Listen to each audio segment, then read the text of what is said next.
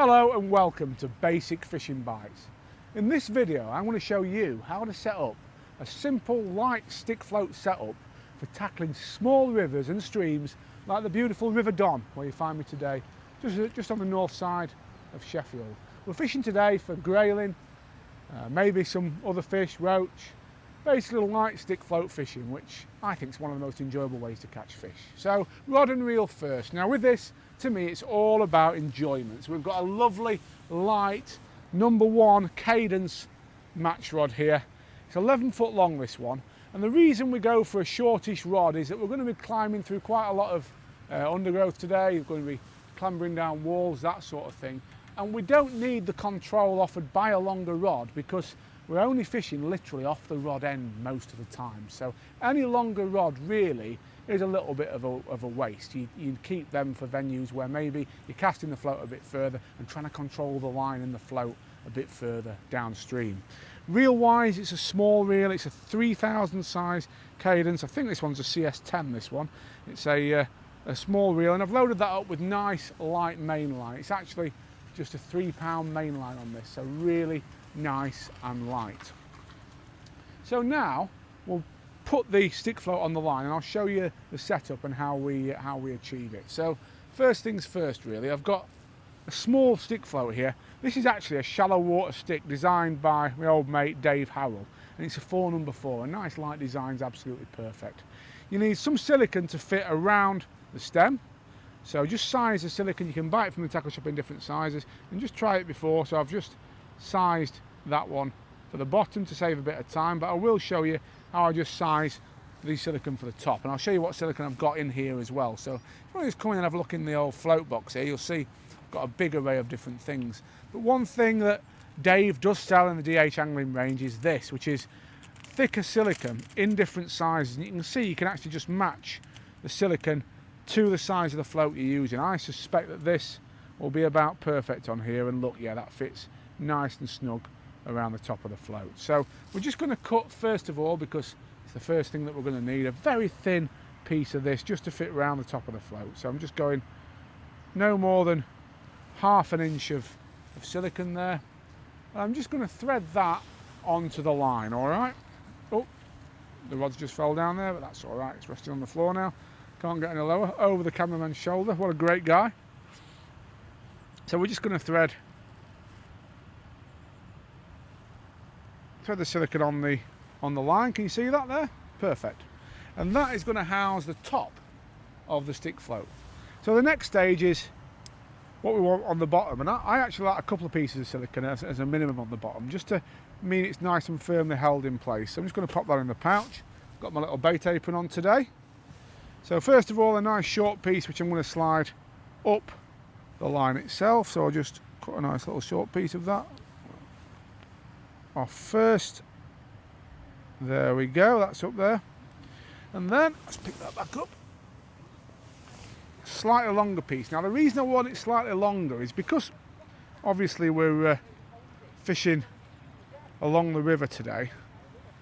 What I will be doing is casting in quite a lot, reeling in quite a lot, and I don't really want any tangles, and I'll just explain why I do this in a second. But I'm just going to put this slightly longer piece of silicone on, and that's going to go at the bottom of the float. So thread that up the line if I can. There we are. Right, so we've now got 3 pieces of silicone on here, as you can see, and we are actually going to put the float in place. So let me just find where I put that. There we go. So I'll thread the stem on first, just because it's in my hand. You want it to fit snugly, that silicone, but you don't want it to be a real struggle to get it on. That's about perfect how that is. And the second piece then, I will just leave that hanging off the end of the float. There we are. And the third thicker piece over the top. Now what I like to do with this, you'll notice most stick floats have a nice orange bit of paint on top, and then there's a bit of black around the collar of the float, as I call it, and I'll slide that right down so it's around the collar like that. So that stick float then is sat beautifully on the line. I can slide it up and down as I'm fishing. It's not going to damage the line. And I've just covered the end of that stem there, as you can see, with a little bit of loose silicone to stop tangles, so nothing should wrap over there as we're fishing. Now, depending on how serious you want to take this, you can put a little swivel on, which can be a good tip, especially if you're fishing for chub with baits like double maggot. A little swivel to stop it spinning up can be a good little thing to do, but I'm just going to tie a loop in here because today it'll mainly be single maggot hook baits on here. A little loop in there. I'm just going to go through once, twice, 3 times there. A little bit of spit, pull it tight. Nice and simple, just an overhand loop, I think that one's called. Trim off the excess line and put that where we can safely dispose of that a little bit later on. Onto the hooks themselves. Now again, on a low clear river, don't underestimate the importance of a light hook length. I think it's super important for especially things like grayling and chub. So I've got a pre-tied Camazan B520 here. It's a crystal barbed hook, this is, and it's tied to 2 pound line, 010. Now I showed you earlier the lovely soft action of that rod, and the beauty of this is we've got a soft rod, we've got a light line, so we're really going to enjoy the fight. I know that if I pull too hard today or get it wrong, I will snap off. So, you know, I've got to take it dead steady as I'm fishing. But I also know that that light line, that small hook, will get me more bites on this low clear river where we're fishing today. So put that hook through there. That's just a simple loop to loop knot I've done there, and the hook length's on. Now this Cadence rod here, I'm just going to grab that back there from the cameraman. Thank you, Bradders. It has got at the bottom here a little retainer ring, which is ever so useful when you're doing this sort of fishing, because obviously it keeps your whole setup nice and safe and secure, and it also just lets me get a little bit of tension in that line while I put some shot on. If there's one thing that you do need to pay attention to with this sort of fishing, it's the shotting pattern. And today we'll be fishing in depths from under 2 foot to up to about 5 foot. So the depth of this float will be up and down all day, and I'll probably mess with the shotting pattern as we go. So I've actually got here, and I'm just going to see if I can rest this rod a little bit further back in here while I do this. I'm just going to put, in fact no, I've not really thought that through. Let me do it the other way round. Let me use Brad's van here. There we are, right. I'm next going to put on here some shot, just to roughly get this where we want it. Now I'm going to use number 6s today. That's a number 4 sticks. I'm going to put 6 number 6s on to start with, and then we'll just see what we think of that and see where we are. Now these again are the Dinsmore shot. I do like the smaller little containers when you're travelling mobile. You can see here I've donned the bait apron today. I'm keeping mobile, so just having everything compact little tubs is useful when walking about. So let's put some shot on now. I'll just put 4 of these on. Oh, that's just one into my arm there. Lovely sharp hooks then. Right, so 4 of these, or 6 of these should I say.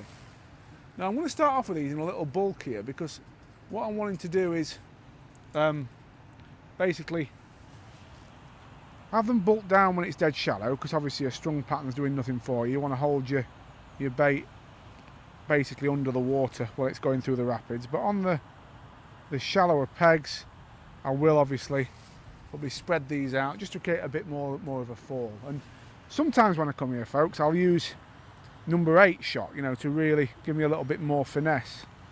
And one thing I would definitely encourage you to play about with is your shotting pattern.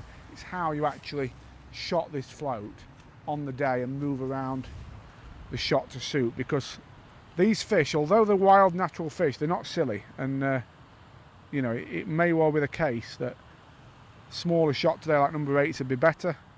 So it is something that I would play with and change as we go through the day. So there's 3 on there, put 3 more in this little bulk. But the beauty of these, they are a soft shot, they're a non-toxic shot. And I can slide them up and down the line as I go if I want to, which I'll show you in a second. So that's 4, 2 more, and we'll be very roughly there. And obviously when we get to the first peg, which won't be too far downstream, I'll be able to just test this, but I pretty much know 6 number 6s should be about right with these from past experience. That's 5. Last one. That's 6 number 6s. And again, I'll have them with me, so if it does need another one or a little bit less, you will find with any float that's made of balsa or wood, there's sometimes a slight sort of discrepancy in what it takes. I'll just neaten them up. So a little bulk is good often. It's a crude way of fishing, but in very shallow water a little bulk can be fantastic. Where's that little hook gone now?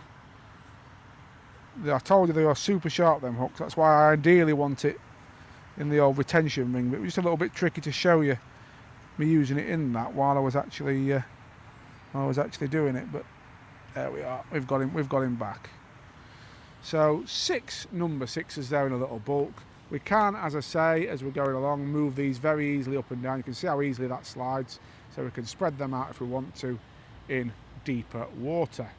But for the rapids, they're all in a nice little bulk. You can see how neatly as well, by the way, they all press together. That's a lovely, neat little bulk they've formed there. And it's a super simple stick float setup, that, and that's a nice bit of sibilance, all yeses. So we're going to go fishing with this now, and hopefully I'll be able to do another video on this channel very shortly showing you how to catch a grayling. As a thank you for supporting this channel, we've teamed up with some top tackle brands to get discount codes for you guys to save money off your next tackle or bait purchase. Head over to catchmorecodes.com where we've listed the different codes and the companies who've supported us with them. It'll save you guys a considerable amount of money off your next tackle or bait purchase. Thanks for watching.